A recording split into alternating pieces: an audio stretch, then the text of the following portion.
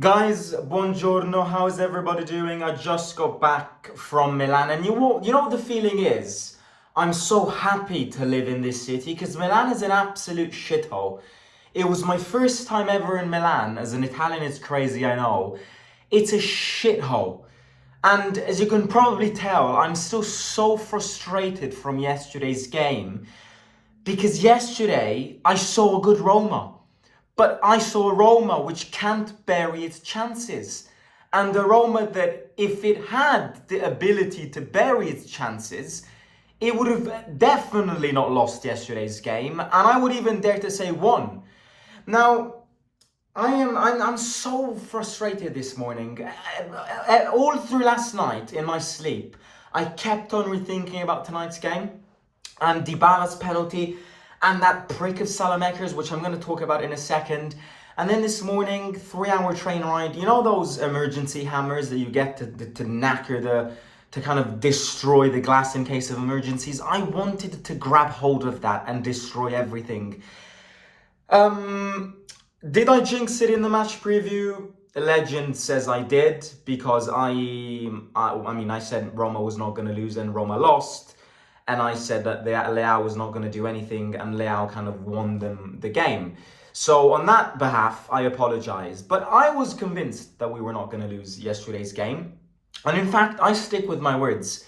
Milan fans will disagree. I think yesterday's game is a game where Roma fans will say that it's undeserved, and Milan fans will say it's deserved. Because it was a nice game to watch, a fast-paced game, chances on both sides. So I think, as always, everyone is going to be biased on this one, because Milan fans will look at the 10 minutes of chances that they had in that second half and go, we deserved. And we're going to look at the amount of game time that we controlled and the amount of chances that we missed in the first 30 minutes and the missed penalty, and we're going to go, it's undeserved.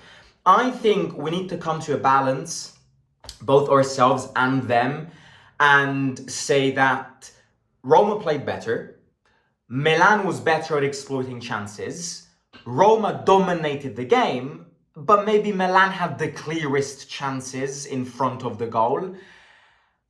I think overall, a draw yesterday would have been the fair result. Again, I will stick to these words and I will not be tired of saying this. I think had we drawn yesterday's game, it would have been very important for us, number one, but it would have been a great result because I think we played a great game yesterday. Those first 40 minutes yesterday, I saw Atalanta's Gasperini's Atalanta, I wanted to say. I saw that, the intensity, the amount of...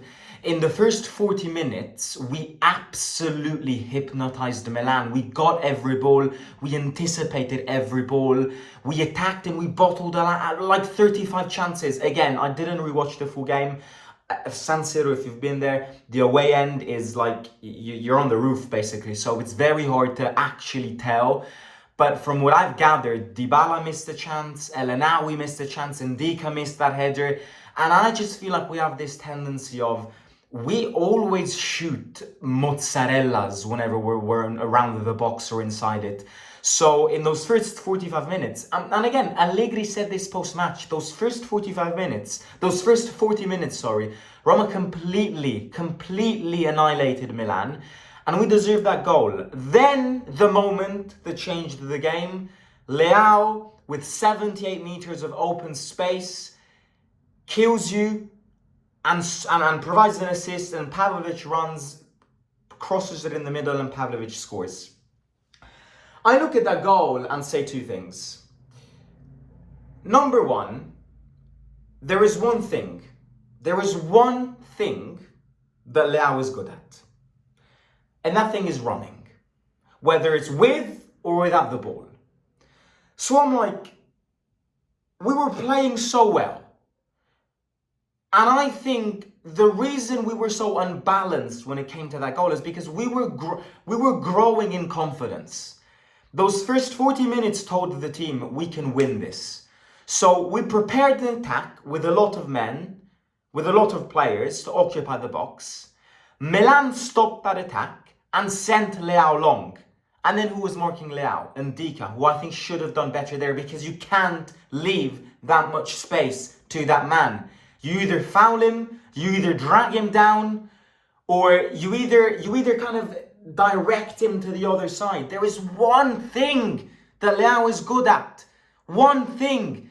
I will not be tired of saying. Milan fans will laugh at me. Milan fans will absolutely laugh at me. He's not world class. He's not world class. He's not even top 5 players in this league. But there's one thing that he's devastating at.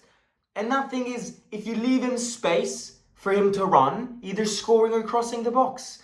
So I'm like, again, it's those goals that are so frustrating because, yeah, I mean, whatever, you get the point. The goal comes, and then the second half begins. In the first 15 minutes of the second half, I think Milan could have easily scored another one, maybe even 2. Svilor with some magical saves, and then Hermoso with that clearance.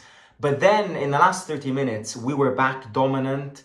We were less clear when it comes to chances, but we were pressing, we were dominating. Allegri parks the bus. Allegri knows how to park the bus. And Allegri knows how to grind these games, and he ended up winning this game. And then the penalty. The penalty, I think, I'll be honest with you, the penalty is what makes me 10 times more frustrated. Because you just don't expect it from Dybala. Again, everyone misses penalties. People who now start going, oh, Dybala scores in a game and Dybala needs to get a 5-year contract extension. Dybala misses a penalty and gets injured and everyone goes terminate his contract. This fan base has no balance. I say it in every video because it's the truth. It's not the fact that he missed the penalty. I actually think he took a very good penalty, unlike the ones that we took in the Lille game. It was a saved penalty rather than a missed penalty. Great save from Maignan.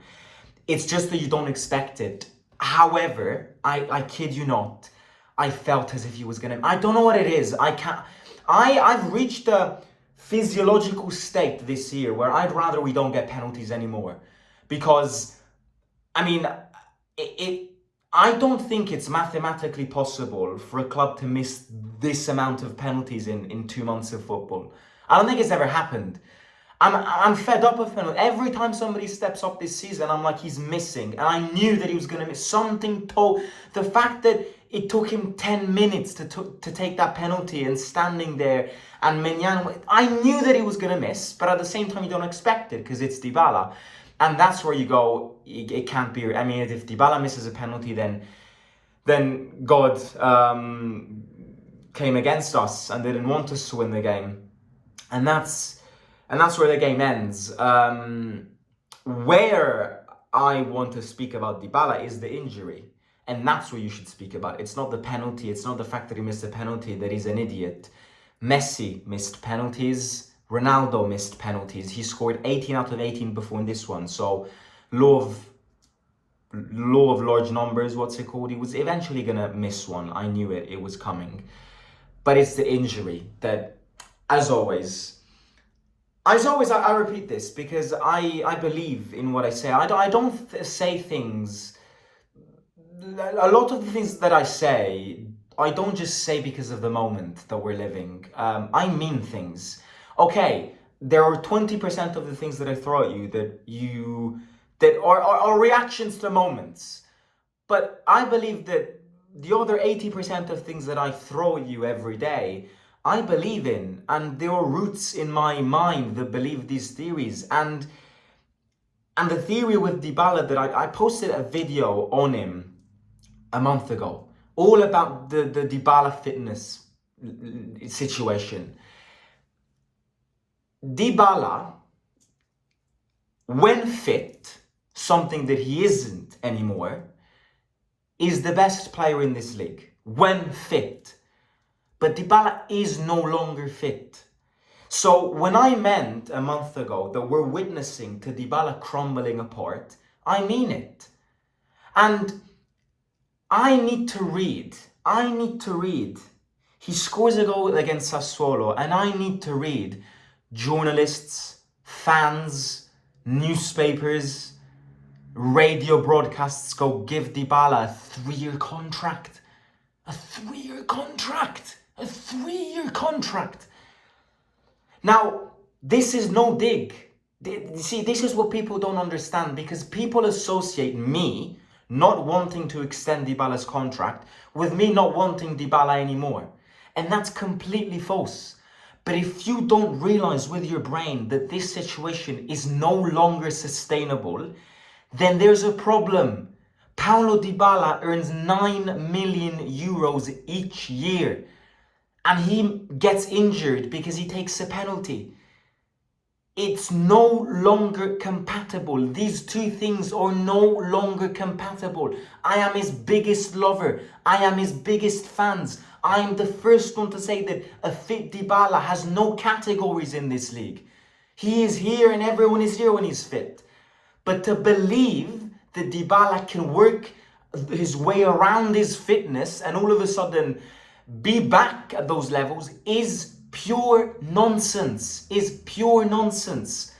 So when people go, he scores against Sassuolo and everyone goes, extend him for 4 years, and then he misses a penalty and gets injured and everyone goes, terminate his contract.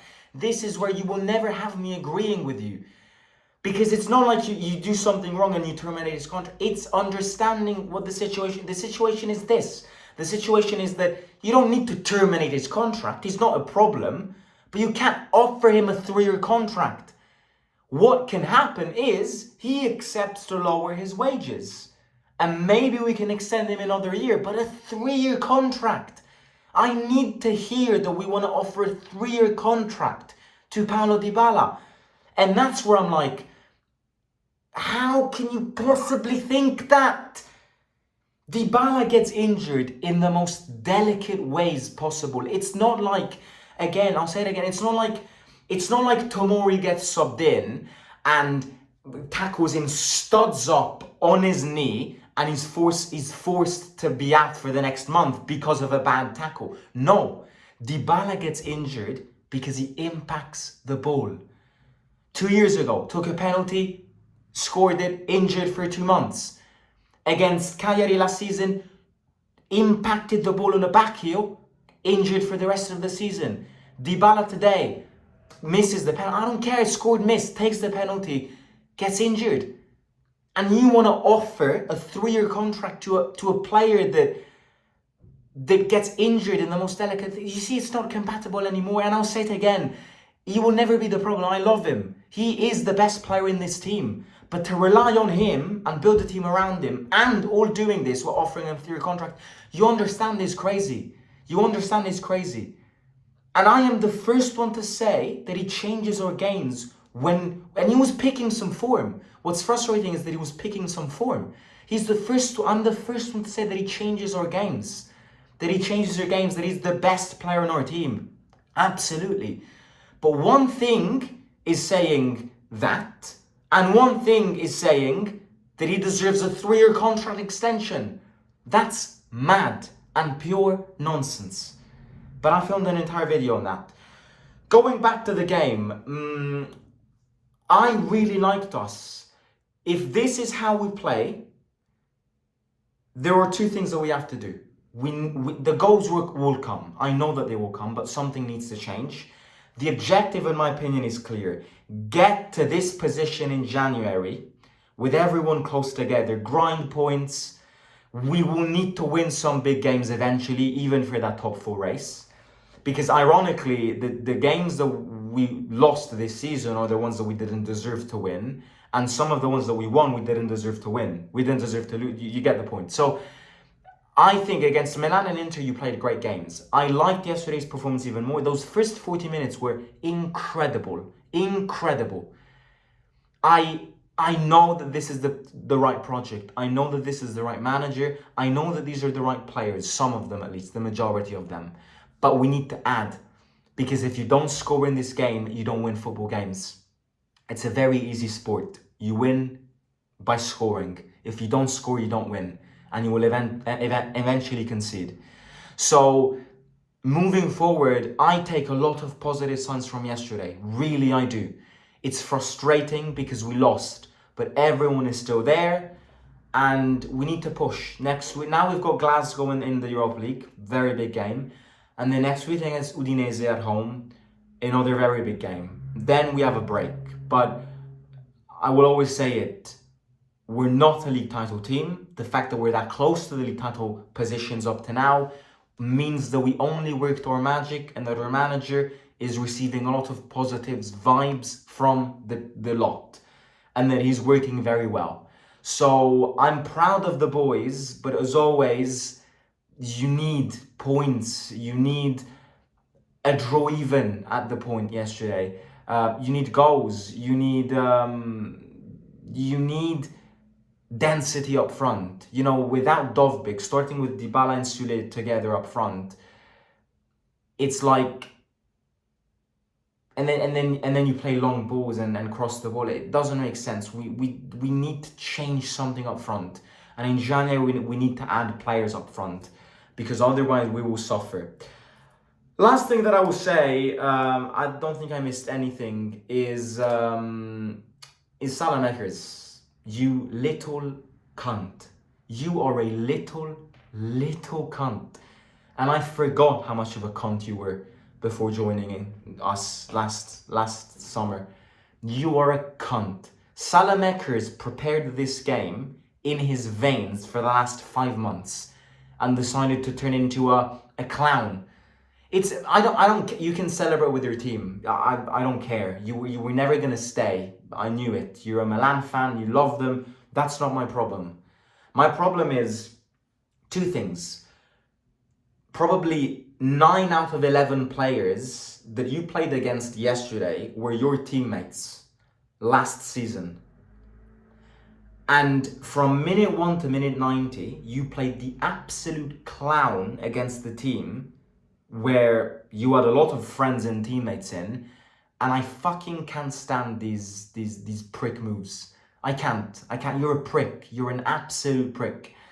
And number 2, you're a great player. I've loved you at Roma.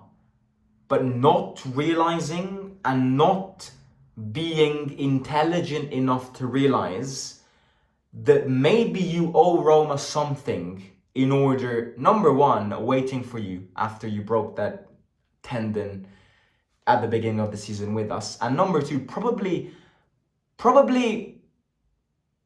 making you relevant still. Because if it wasn't for us and the good season that you had last season, I'm not that sure you would be a starting player in Milan's team.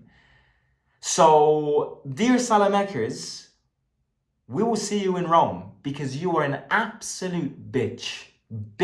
You're a bitch. And the welcome that you deserve in January 2026 when you step foot in the Olimpico will touch you big. Just like it touched Zaniolo big, just like it touched many other players big. Next time, it's your turn, my boy, and I would love to meet you there.